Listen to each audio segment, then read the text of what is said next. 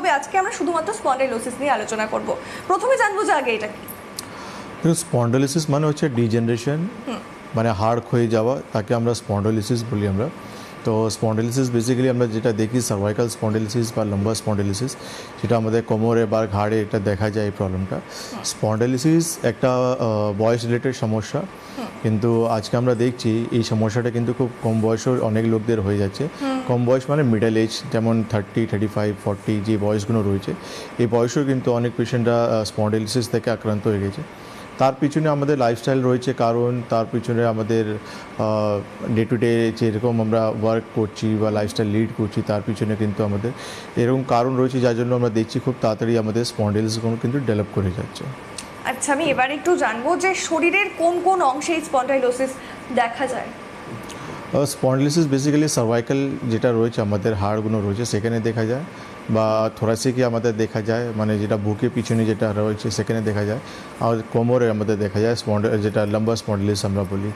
স্পন্ডাইলিসিস সিমটমসগুলো যেটা সার্ভাইকালে আর লাম্বারে প্রচুর মানে ক্লিয়ারলি দেখা যায়, কিন্তু থোরাসিক যে স্পন্ডাইলিসিস হচ্ছে খুব রেয়ার মানে পেশেন্ট আমরা পাই, বা পেশেন্ট এমন কেন থাকে ম্যাক্সিমাম বয়স্ক লোকের পেশেন্টের স্পন্ডাইলিসিস হয়ে যায়, তার কিন্তু সেরকম কোনো সিমটমস থাকে না। কিন্তু হ্যাঁ, সার্ভাইকাল আর লাম্বারে যে স্পন্ডাইলিসিস হয়েছে তার কিন্তু লক্ষণগুলো বা সিমটমসগুলো আমরা দেখতে পারি। আর এটাও কিন্তু খুব এমন একটা সমস্যা যেখানে কিন্তু প্রপার ট্রিটমেন্ট বা ম্যানেজমেন্ট না থাকলে সেখান থেকে কিন্তু কমপ্লিকেশন চলে আসতে পারে।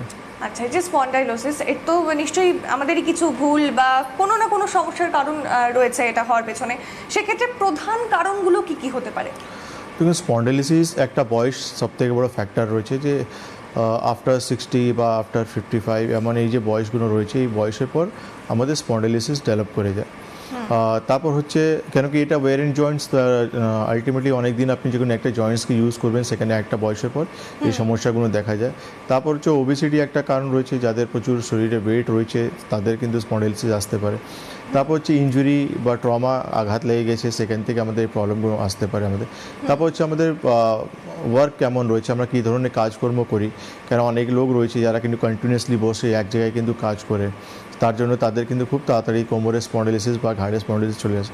এক জায়গায় বসে কাজ, যেমন যারা কম্পিউটারে কাজ করছে বা আইটি সেক্টরে কাজ করছে, কন্টিনিউয়াসলি বসে 5-6 ঘন্টা তারা কাজ করেই চলে যাচ্ছে, যেটা কিন্তু প্রচুর ডেঞ্জারাস। এখন রিসার্চ বলছে যে এতটা আমাদেরকে বসে কিন্তু কাজ করা উচিত নেই। সেই জায়গায় কিন্তু আমাদের অনেক লোকে কিন্তু স্পন্ডাইলিসিস চলে আসছে।